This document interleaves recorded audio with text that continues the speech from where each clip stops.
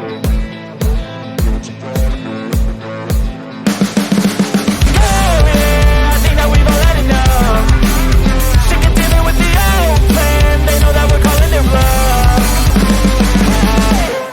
welcome to the West Ham Way YouTube. Myself, Mark Carlaw, Mr. Riley Finch. We're back, Riley. We're back after a few days out. So Riley's been really busy getting his hair cut, which he loves, and I've had COVID. So it's been a great week, isn't it, mate? Really good. So, good to see you, though. You all right? Go on, let's explain the haircut first. Let's get it out of the way.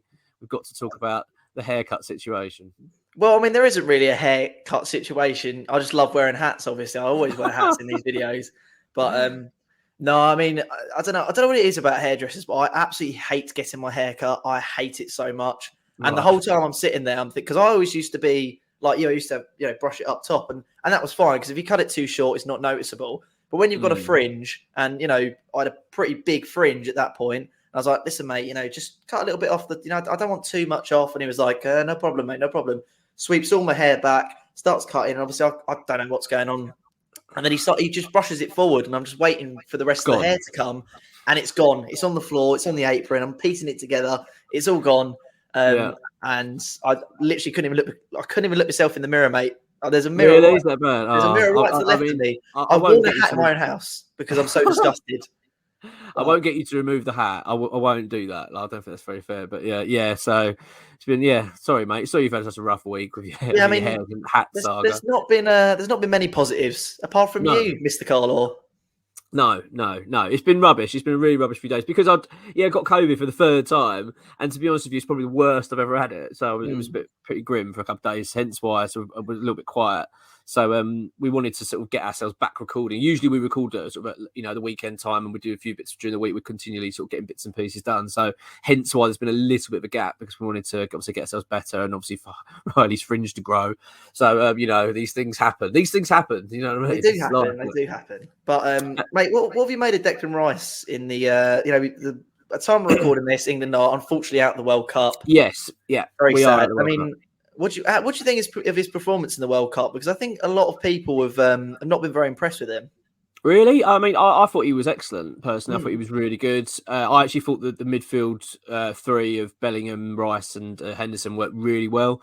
And I thought Henderson does fit into that role nicely as well, because he gets quite a fair bit of stick from very people. Strange that he does, but yeah, he does seem to do it right. Yeah, he's one of them players. It's just, I don't know what it is. Like, it's sort of like, I suppose, like a Mark Noble kind of player in a way. Like, he doesn't really get kind of much recognition for how good they actually are on the pitch. Don't get me wrong, I've been a critic at times of Mark Noble over the years and said, he hasn't been good enough for us, we need to move on. Exactly. So I'm not trying to sort of stand on a moral high ground here and say I've never say that. But with Henderson, he's like that. Do you know what I mean? He does a very good job for Liverpool. He's always been very, he's an incredible career. Look at what he's won, and Premier League titles, Champions Leagues. He's done amazingly well, and yet he's still regarded as a sort of, no one gets really excited to see his name. But I suppose he's one of those players. He just gets the job done. He's unreliable, isn't he? You know what you're going to get with Jordan Henderson. Yeah. And I just thought Rice was excellent. I was really impressed with him, and I thought, he fits that defensive midfield role really well. I actually would go as far as saying that this is what West Ham need to be looking at. Really, we need to be sort of looking at our midfield and saying, right, Declan, as don't get me wrong, as excellent he is going forward, because he still does go forward at times, even for England. He still does have those breaks, does go forward. But I would say he actually is better sitting back and letting other players play. He's just so solid and makes such a big difference. And obviously, we talked about before, isn't it, with Paqueta playing in that midfield role for Brazil. And you just like to think that Moyes has watched that and thought, right, this is how we need to start setting up West Ham to play. Paqueta has got to be alongside Rice, and then and the instruction is give the Paqueta more of the free rein to go forward, and Rice protect the back line. That's what I would personally do. But yeah, overall, mate, I thought Rice was very good. What was your thoughts on Declan then in the World Cup? Well, I think he was kind of shackled in the World Cup, which is fair enough, because that's what the team needed. They needed someone who's just going to sit in that six and just pass the ball sideways and just protect the defence, really. And that's what he did. It's a bit frustrating, because you think, why can't he do that for West Ham sometimes? I think he literally said to Bellingham, like, I'll cover all your defensive duties. You just go forward. You do what you want to do. You make your runs. And, it's half the reason Bellingham was so effective. But I also think that he didn't really sell himself properly, Declan Rice. I think he's so much better than that. And I actually disagree with you, Mark. I think he's better as an 8 going forward, going back and forward. Okay. Yeah, I do. I think he's just so good on the ball and he's got such good passing range. I just think him sitting in front of the defence is almost a waste. Because all he was allowed to do in that setup was pass sideways, really. You could tell that Southgate was like, look, we don't want you to be searching any sort of disastrous balls. You're a last line of defence. You need to play it safe. So, just always play it to the side, always, play backwards passes. Don't drive forward too much. You could sort of tell that that's what he was being told to do, but that's what he's best at. He's so good at that. His passing range is unbelievable. He's so quick. He's so good on the ball. I think he's a future number 8, to be honest with you. I think he's a waste at the number 6, even though he is so good.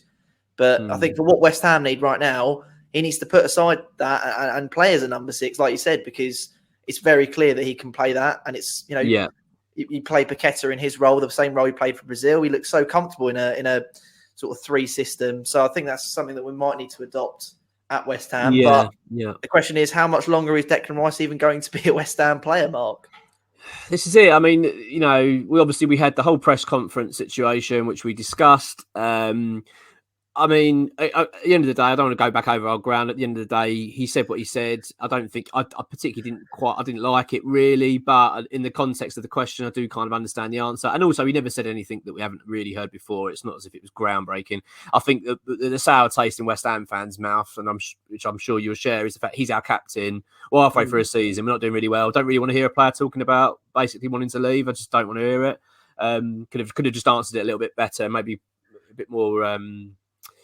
I don't know, give a bit of a nod towards the club, a bit more respect towards West Ham. But at the same time, the question wasn't, do you want to leave West Ham? It was just, do you want to play Champions League football? I think if we just thrown the line in, as I think we said previously, that's what I want to do with West Ham. I want to take West Ham to the top 4. Then I think fans would have been, brilliant. That's exactly what we want to hear. But the fact he didn't say that, it just left a little bit of a sour taste. However, I think that's drawn a line now. I don't think fans are going to really hang on to that. And let's be honest, Declan will be welcomed back with open arms. The thing is, what we've got to discuss, mate, is that the club now is coming out that are going to make Declan another offer, another final, I believe this will be the final contract offer to get him to remain. It's another big long-term deal. For me, it's just ridiculous. I don't really get what West Ham are doing. They're just not really listening to Rice. They haven't listened to him for years. Like, he's been saying it over and over again. I want to be winning the Premier League. I want to be showing ambition. I want to be pushing on. Just throwing more money at him is not going to suddenly change his mind. It's just not going to work. I don't see the point there. But the rumours are that they're going to offer him £1 million a month. So £250,000 a week. I think the last offer was 200 grand a week, so that's an extra. What's that? What is he on now? Because I'm pretty sure he's not on that much. Like, I don't know the ins. I don't know. I think that he's overall, including all the bonuses and etc. I think it's about 100 grand. So it's a big pay increase. That's not a lot when you think that Zuma earns 125k a week, or Areola earns like similar to that sort of. When you think how important it is, because don't forget the deal that he signed was signed quite a few years ago. So he signed it, I think, about 3 seasons ago. So I think the club, for me, the club have always been slow with Declan. They've always sort of we all knew he was going to be a world class player. We could all see it years ago. But the club sort of dilly-dally. They're offering him these shitty little offers and going, "Oh, do you want to? Here's 30 grand a week." And then eventually they got an offer in. I think it was something like 50 grand a week or whatever it is, plus bonuses, which he signed. But really, they should have realised straight away that next season, which I'm trying to get my seasons right here. I'm thinking this was the season where we kept us up. If you remember when we had that sort of escape at the end where we beat Norwich and we came away at the end. And that's the season then before we then did quite well. They should have then said to him, here's a 150 grand contract. Here's a 200 grand a week contract, 5-year deal. He would have signed it. But they dilly-dallied. No, he's got long to go. He's got ages to go. And then and unfortunately, I think they've shot themselves in the foot because now it's too late. There's no point in signing the contract now from a Declan Rice point of view. There's 0 point. You can throw as much money at him as you want. Yeah. But from his point of view, he's at that age now where I think in a year or 2 years' time, he's going to have to make that move to a big club because he's going to be in his the prime, 25, sort of 26. That's when you're in your prime. It's when you need to be making the biggest moves. But if there's interest now from clubs like Real Madrid, Man City, like he's gonna want to go, and no one can really argue against that. But Absolutely. The fact that we could sit there and try and run his contract down, but I almost think that'd be disrespectful to Declan because I don't think he'd be the type of player that would force a move from us. So No. I don't think we should be the type of club to force him No, to stay. what we should be doing, what West Ham should be doing now is saying, right, Declan, okay, we hear what you're saying. You want to see ambition. You're not bothered about money. I'll tell you what, then we'll park the offer. We'll revisit it. But next season, we're going to show you now how ambitious we are. And then that's what they should go and do. And then when I say ambition, they should go out and get a top draw manager into West Ham. Like a top draw, a manager that can walk in and say, this guy is going to make West Ham a top 4 side within the next couple of years. Really invest and say, look, and then we're going to say, build out a proper plan and say, this summer we're going to have 200 million to spend. The following year, you're going to have a 200 million to spend. We're going to make sure that by the time you get into, coming up to the end of your contract, we're going to be we're going to be up there with the biggest clubs in the country. I think that's what he'd rather see happen rather than.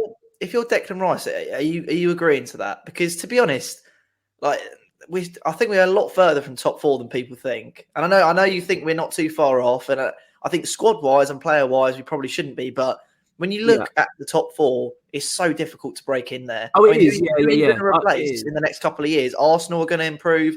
Tottenham are probably going to improve. United are probably going to improve. Newcastle are probably going to improve. Chelsea as well. I mean, I don't know who we're supposed to be replacing in the top 4 to become that side. That because Declan Rice is going to want Champions League every single season. There's no way we're going to be consistent enough to do that. So even if we could offer him that, I think he's going to be going anyway. Which is sad to say, but I think we're at this point now where, and it really pains me to say it, but Declan Rice has become just that little bit bigger than West Ham. I don't know. It's difficult because you look at this. You look at the players that we have purchased over the last couple of years, especially this summer. I mean, you're talking about some really top draw football. Oh yeah, there's not many clubs that can sort of boast that in the Premier League. Who the quality we've got. So I don't think it's that we're not quite there. I just think we're just too slow with Rice. We've been too slow. We should have done this. This should have been dealt with ages ago.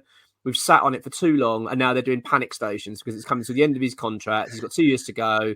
We know what's coming, and now they're just doing their. It just stinks of desperation for another 50 grand a week at him, like as if he's just going to go. Yeah, actually, I know I've been saying the whole fucking time it's nothing to do with money. I'm now going to just be greedy and go. And also, if he, let's just say, for instance, by some miracle, he does decide, actually, I've changed my mind. I do want to stay at West Ham, and I'm going to sign this 5-year contract, whatever.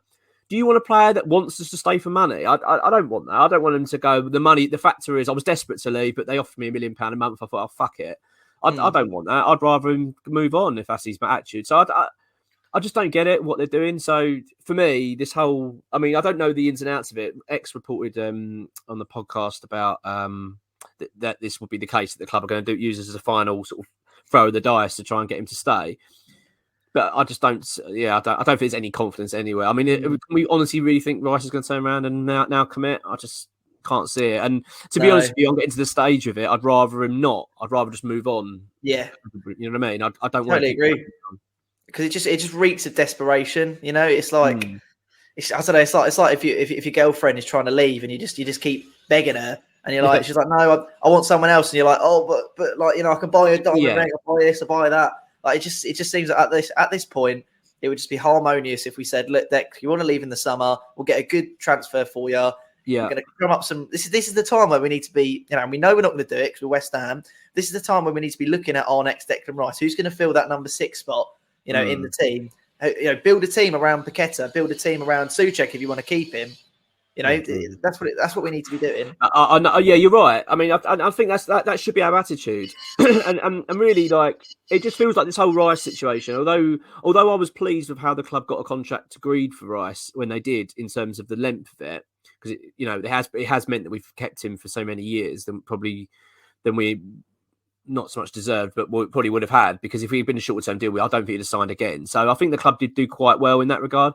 The problem is they've just been too slow off the traps. Again, they've just sat back and waited. And it's just too late. Like we could have had Rice longer if we'd have dealt with this better. But typical West Ham style, it feels like the board have just looked at the money side of it. Well, he signed a 5-year deal only last year. Fuck it, he's got 4 to go. Why would we rush to offer him a deal? Because he's a fucking world-class player and we can all see it. Like, why don't you offer him another 200 grand a week now and say, well, I can have another couple of years? And we could have had another couple of years now on a contract. We'd have been thinking, lovely, we've still got 4 years to go. We can still keep him for another year or two. But they just didn't. They've held back. And now it's, my opinion, too late. But as you said, I actually don't think in the long run, in the grand scheme of it probably won't be a bad thing. If this is where Declan's mind's at, if he does want to move on, then we've got to let him do it, haven't we? We've got to let him do it. And like you say, start basing our team around Paqueta, start basing it around Scamacca, these can be our new stars, and start thinking about, as you say, who can we then get to replace Declan Rice? And it's not going to be easy, but at the end of the day, you've got Finn Downs has come in and looks a very good player straight away. So I don't think the future's looking bad at all. It's just a case that we have to deal with this properly. But it looks to me like it's only going one way, though. Would you agree? Yeah, I mean, I'd love to reply to you, Mark, but I don't know if you can hear the power tools going on for some reason in the background that have now just ceased for some reason. As you know, we're such a professional stand here the West Ham way, so we'll probably have to leave it there before I burn your eardrums. Okay. All right, mate. Well, thanks for watching, everyone. Cheers.